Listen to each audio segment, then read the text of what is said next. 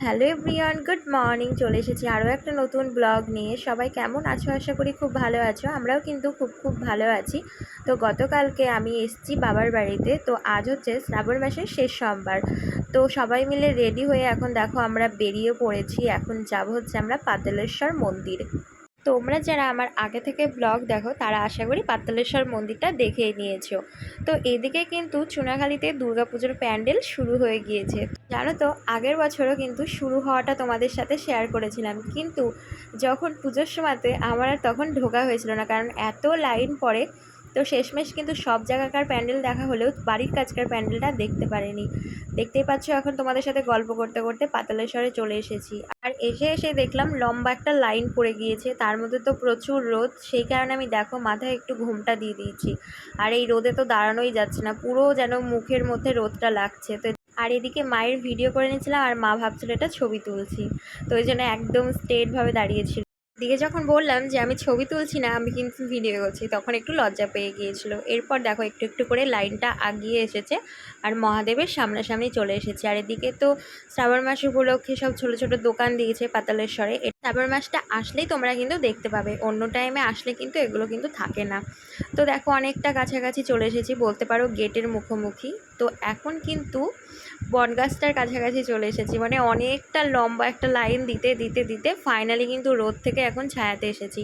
কিন্তু জানো তো, অন্য টাইমে যখন আসতাম তখন খুব বাতাস দিত, বেশ ঠান্ডা ঠান্ডা একটা ওয়েদার ভাবটা থাকতো। কিন্তু এত ছায়ার মধ্যে থেকেও না, এত লোকজনের ভিড়ে প্রচুর কিন্তু গরম ছিল। তো এই দেখো কোনো রকমে তাড়াহুড়া করে ভিড়ের মধ্যে জল টল ঢেলে এখন বাইরে এলাম। আর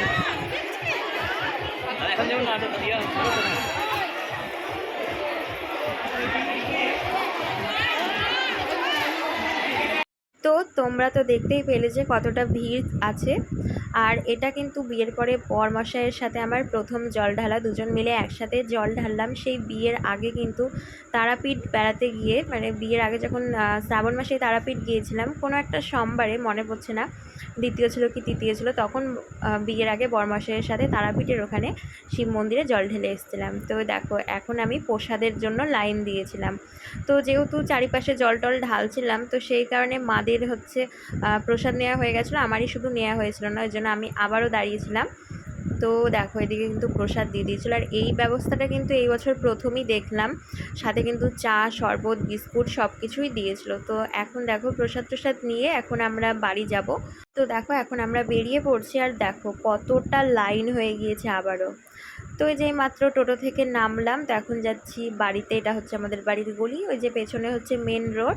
তো চলো এখন বাড়ি যাওয়া যাক। আর এখন বাজে 1টা। তো বাড়ি এসে কিন্তু আজকে নিরামিষ রান্না কি কি হয়েছে চলো বলি। ভাত, এদিকে হয়েছে বরবটি আর হচ্ছে করলা ভাজা, পনির, লেবু ছিল, সাথে পাঁপড় ভাজা, আর হচ্ছে মুগ ডাল, আর হয়েছিল আমড়ার চাটনি। আর অলরেডি দেখো তোমাদেরকে খাবার দেখাতে দেখাতে সবার কিন্তু খাওয়া শুরু হয়ে গিয়েছে। তো চলো ঝটপট এখন খাবারটা খেয়ে নিই। আর তোমাদের আজকের ব্লগটা কেমন লাগলো অবশ্যই কমেন্ট করে জানিও। খুব তাড়াতাড়ি আরও একটা নতুন ব্লগে দেখা হচ্ছে। Tata, by.